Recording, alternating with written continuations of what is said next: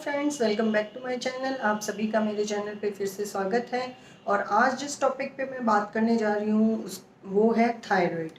अब बहुत ही कॉमन होता जा रहा है ये थायराइड। आप बहुत जगह पे सुनते होंगे अपने आसपास में कि इसे थायराइड हो गया है। अब ये थायराइड क्या है, और मोस्टली अभी अगर आप देखेंगे तो टीनेजर गर्ल्स जो हैं उनमें होने लग गया। पहले तो थायराइड जब होता था तो आफ्टर 40, 50, 60 की एज में आप लोग सुनते थे कि माता जी को थायराइड हो गया। बट अब आप देखेंगे तो टीनेजर स्कूल गोइंग गर्ल्स भी ऐसी हैं जो स्कूल जाती हैं, बालिकाएं, उनको भी थायराइड की प्रॉब्लम होती जा रही है।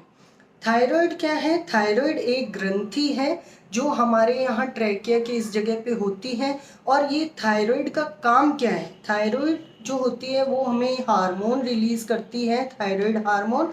वो हमारे मेटाबॉलिज्म में हेल्प करते हैं और हमारे बॉडी में एनर्जी का सोर्स प्रोड्यूस करते हैं। मतलब कि जब हम खाना वगैरह खाते हैं तो उस खाने को वो मेटाबोलाइज करके, यानी उसको मेटाबॉलिज्म यानी मतलब पचा के, एक तरीके से हम बोल सकते हैं, उसका अच्छे से मेटाबोलाइज करके एनर्जी प्रोड्यूस करता है। और वही एनर्जी हमारी पूरी बॉडी के सिस्टम में रन आउट होके हमारी बॉडी वर्क करती है। और हमारी बॉडी की जो एनर्जी है, हम बोलते हैं ना कि एनर्जी नहीं रही, एनर्जी अब कम है, एनर्जी ज़्यादा है, तो ये सब वो कंट्रोल थायराइड हार्मोन करते हैं।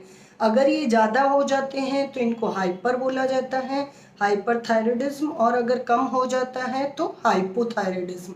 दोनों ही कंडीशन में पेशेंट को सिम्टम्स आएंगे, और ये अगर कंट्रोल्ड नहीं किए गए तो ये आगे जाके कुछ लाइफ थ्रेटनिंग में कन्वर्ट हो सकते हैं। ऐसी बीमारियां हो सकती है जो उनके हार्ट पे इफ़ेक्ट करेगी। जैसे कि शुगर की वजह से जो बीमारियां हो सकती है वो थायराइड की वजह से भी हो सकते हैं। इस टाइम में, अभी के टाइम में जो देखेंगे, लाइफस्टाइल की वजह से थायराइड और डायबिटीज़ तो बहुत ज़्यादा फैलता जा रहा है और टीनेजर्स में भी कॉमन होता जा रहा है। गर्ल्स के अंदर थायराइड का बहुत ज़्यादा इफ़ेक्ट देखने को मिल रहा है, और इसका कहीं ना कहीं एक ही रीज़न है, लाइफस्टाइल। क्योंकि बहुत ही ज़्यादा अब कॉम्पिटिशन्स हैं, तो बच्चे स्कूल गोइंग जो लड़कियां हैं कंपटीशन में, कॉलेज वाली लड़कियां, उनमें भी कंपटीशन, और फिर नौकरी का भी कंपटीशन। तो कंपटीशन की वजह से जो स्ट्रेस उनको होता है वो कारण बन जाता है कई बार थायराइड का। उसी वजह से वो, जब उनका खान पान अच्छे से नहीं हो रहा है, अच्छे से वो खा नहीं रहे हैं, और अगर बाहर का खाना ज़्यादा खा रहे हैं, जंक फूड्स खा रहे हैं, तो भी थायराइड पे असर आ सकता है। तो ये कुछ रीज़न्स हैं जिनकी वजह से अभी बहुत कम एज के अंदर आप देखेंगे 15-20 साल के बच्चों में भी थायराइड आ रहा है। और सबसे कॉमन है लड़कियों, बालिकाओं के अंदर सबसे ज़्यादा कॉमन है। महिलाओं में ही आपको सबसे ज़्यादा थायराइड देखने का मिलेगा, और वो भी हाइपो, सबसे ज़्यादा हाइपो आपको देखने को मिलेगा। अब इसमें जो जब भी है, ये क्यों ऐसा खराब हो जाता है आपकी बॉडी के अंदर, कई बार आपको पता भी नहीं लगता कि आप थायराइड के पेशेंट हैं। जब भी आप डॉक्टर के पास जाते हैं, दवाइयों पे दवाइयाँ लेते जाते हैं, और कहीं ना कहीं क्या है कि डॉक्टर भी इस चीज़ को नहीं पकड़ते हैं फर्स्ट विजिट के अंदर कि आपको थायराइड की प्रॉब्लम हो सकती है। और अगर उन्होंने टेस्ट में लिख के भी दिया है थायराइड, तो आप लोग उसको इस तरीके से सोच के कि डॉक्टर अपनी कमाई कर रहे हैं, आप वो टेस्ट नहीं करवाते हैं। टीनेज गर्ल्स के अंदर सबसे मेन सिम्टम तीन ही मिलने वाले हैं। जब भी आप देखेंगे जो बच्ची जिसके बाल बहुत ज़्यादा झड़ रहे हैं, या उसकी स्किन एकदम से अचानक से ड्राई होती जा रही है, तो वो थायराइड के पेशेंट हो सकती है। अचानक से आपने देखा कि आपका वेट गेन होता जा रहा है, आप इतना खाना पीना कर नहीं रहे हैं, आपका नॉर्मल रूटीन चल रहा है, फिर भी आपके वेट गेन होता जा रहा है, तो वो भी एक थायराइड की वजह से हो सकता है। और जो सबसे मेन देखने को मिलता है, इर्रेगुलर मेंसेस।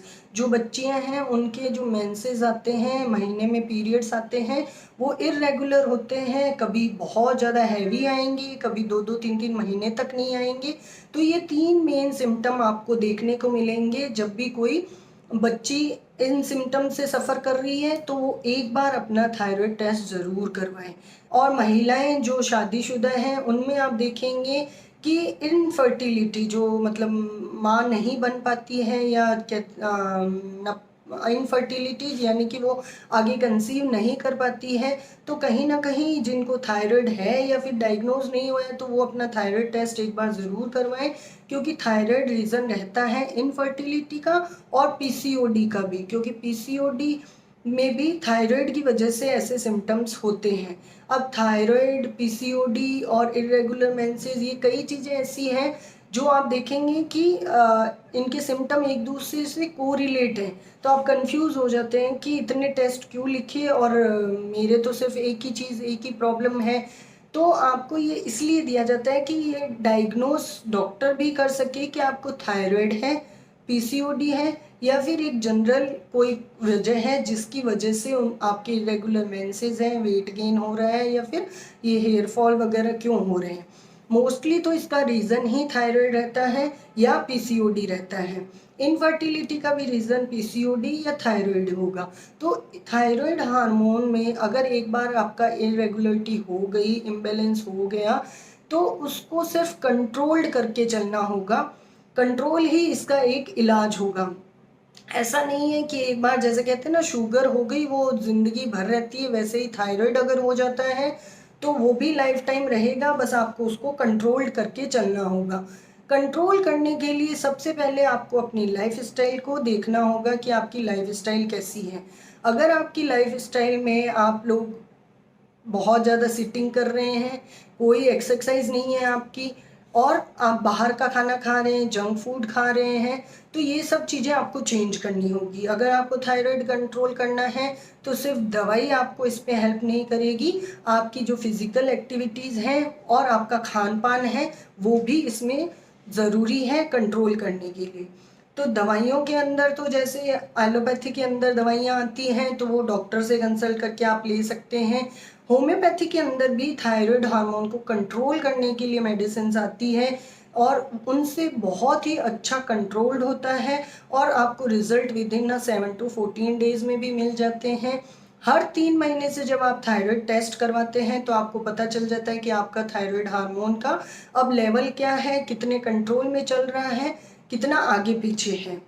जब आप होम्योपैथिक मेडिसिन भी लेते हैं उसमें भी आपको as per totality of symptom या फिर थायराइड हार्मोन की डेफिशिएंसी है तो थायराइडिनम आती है एक मेडिसिन, उसकी पोटेंसी को एडजस्ट करते हुए आपको दी जाती है। और मैंने जिन पेशेंट्स को दी है विद इन 3 मंथ के अंदर उनका बहुत अच्छे से थायराइड कंट्रोल आया है। जो मेरे पास पेशेंट आई थी वो एक टीनेज गर्ल है। टीनेज गर्ल का जो मैं केस इसलिए बता रही हूँ आपको क्योंकि और तो आप कंट्रोल कर सकते हैं, आपको पता भी चल जाता है, बट जो बच्चियाँ होती है वो थायराइड को जल्दी से एक्सेप्ट भी नहीं करना चाहती कि मेरे थायराइड कैसे हो सकता है, क्योंकि एक तो शादीशुदा नहीं है तो वैसे टेंशन कि भैया थायराइड हो गया आप क्या करेंगे। तो ये सब चीज़ें वो लोग छुपाते हैं और कहीं ना कहीं घबराते हैं कि किसी को पता लग गया तो क्या होगा। तो इसमें घबराना नहीं है।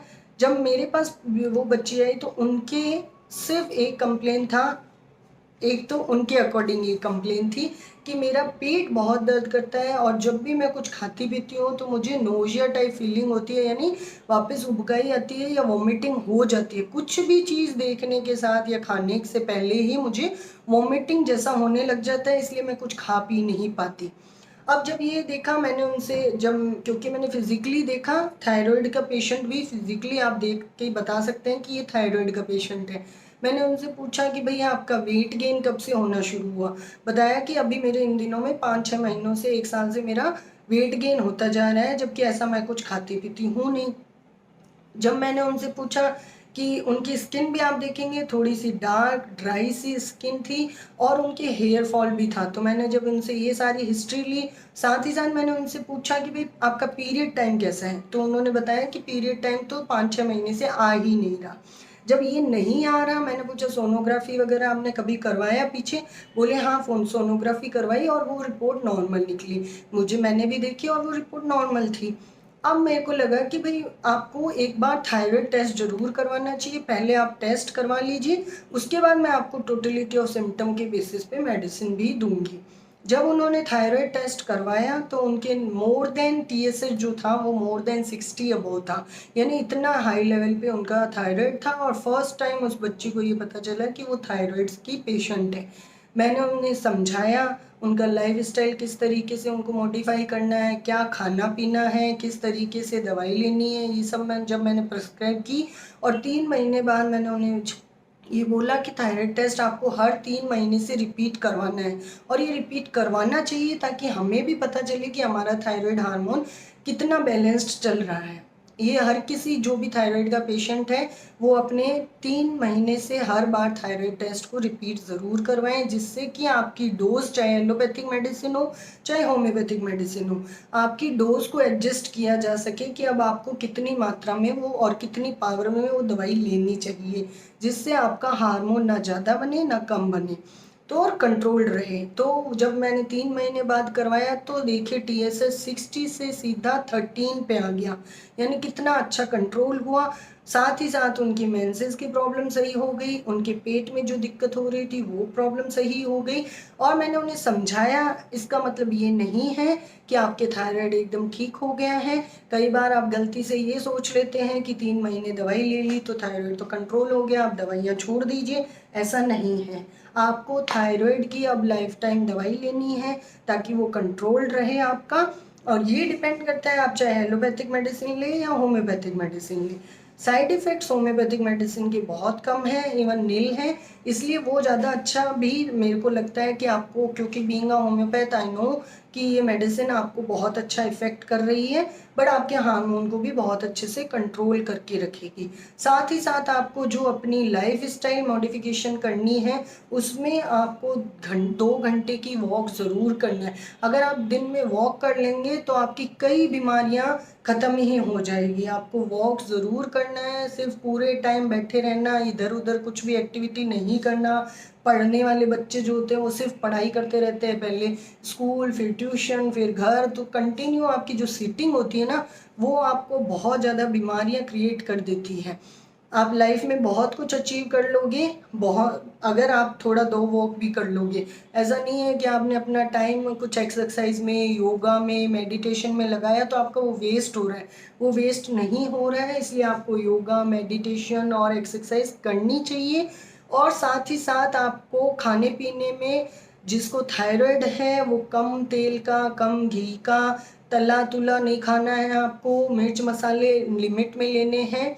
और जैसे घी तेल वाली चीज़ें, ये सब हैवी चीज़ें, फैटी चीज़ें नहीं लेनी है। फाइबर वाली चीज़ें जिसमें बहुत ज़्यादा फाइबर हो वो लेनी है। और किसी के अगर आयोडीन डेफिशिएंसी की वजह से थायराइड हुआ है तो उन्हें आयोडीन वाली रिच चीज़ें लेनी चाहिए। जैसे टाटा ने भी निकाला था उस टाइम में, क्योंकि बहुत ज़्यादा हाइपरथायराइडिज्म हो रहा था जिसे गोइटर बोलते हैं, तो वो नमक लेना है जो जिसमें आयोडीन युक्त नमक हो, उसी के थ्रू हमें आयोडीन इजीली मिल जाएगा। बाकी तो और भी सब्जियां जो ऐसे हैं वो हम हर कोई नहीं खाता है, इसीलिए नमक में आयोडीन वाला नमक खाएंगे तो आपकी आयोडीन की आपूर्ति पूरी हो जाएगी। और तो और आपको स्ट्रेस फ्री रहना है, कुछ नहीं होने वाला है, लाइफ अच्छे से निकलेगी। बट आप इतना टेंशन लेके, पता नहीं क्यों इतना परेशान रहते हैं आजकल।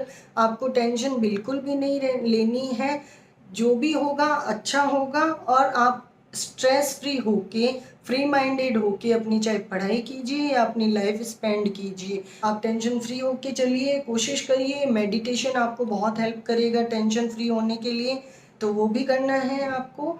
और मुझे लगा कि मैंने देखे बहुत ज़्यादा टीनेजर्स, गर्ल्स जो हैं, स्पेशली गर्ल्स में ही है थायराइड की, बहुत ज़्यादा गर्ल्स हैं ऐसी जिनको थायराइड की प्रॉब्लम हो रही है और हाइपोथायराइडिज्म मेन होता जा रहा है।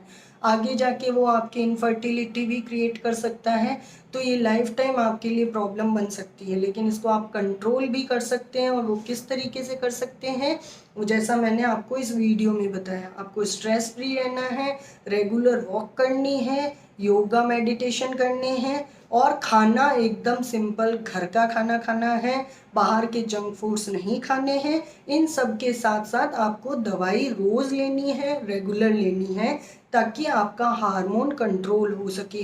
कोई भी ये दावा नहीं कर सकता कि उसने आपके थायराइड को या थायराइड जो हार्मोन था उसको ठीक कर दिया है, ऐसा नहीं है। अब एक बार जो प्रॉब्लम हो गई है उसको कैसे कंट्रोल करना है वो सब आपको, आपके हाथ में है। दवाई के साथ साथ ये चीज़ें भी आप कीजिए, आपका थायराइड हार्मोन कंट्रोल रहेगा और आपकी लाइफ एकदम नॉर्मल चलेगी। सिर्फ एक टाइम में दवाई खाने से, 1-2 टाइम में दवाई खाने से अगर आपकी लाइफ स्मूथ चलती है तो कोई प्रॉब्लम नहीं है, लेकिन अगर ये अनकंट्रोल्ड रहा तो आगे जाके आपको बहुत ज़्यादा नुकसान हो सकते हैं। आई होप आपको मेरा ये वीडियो पसंद आया होगा। आपको अगर मेरे से इससे रिलेटेड कोई भी जानकारी चाहिए तो आप मुझे कमेंट कर सकते हैं, मैं आपके कमेंट का आंसर करूंगी। आपको अगर कोई ऐसे अपना रिपोर्ट्स वगैरह में अपनी बीमारी के बारे में डिटेल में कुछ जानना है या कुछ पूछना है तो आप मुझे मेल कर सकते हैं। मेरा मेल bhadu.indra@gmail.com है, जो कि मेरे अबाउट सेक्शन में भी है। और आप प्लीज़ मेरे वीडियोस को लाइक, शेयर एंड कमेंट करते रहिए। मैं आपके लिए ऐसे ही कुछ बीमारियों के बारे में बताऊंगी जो क्लिनिकल एक्सपीरियंस के साथ हैं, ताकि आपको और ज़्यादा अच्छे से समझ आए। और बाकी तो आपको वैसे भी गूगल सर्च मारेंगे तो बहुत कुछ मिल जाएगा, बट कैसे इसको सिंपल लैंग्वेज में समझा सकती हूँ मैं वो ट्राई करती हूँ, इसलिए आपको समझाने की कोशिश करती हूँ। और क्लिनिकली जो मैंने एक्सपीरियंस किए होते हैं चीज़ें, वो मैं आपके साथ शेयर करती हूँ। और अगर आप मेरे चैनल पे नए हैं, आपने मेरे चैनल को अभी तक सब्सक्राइब नहीं किया है तो प्लीज़ मेरे चैनल को ज़रूर सब्सक्राइब करें और पास में जो बेल बटन आइकन है उसे ऑन करके रखें, ताकि आपको मेरे वीडियोज़ का नोटिफिकेशन मिलता रहे। Thank you so much, bye.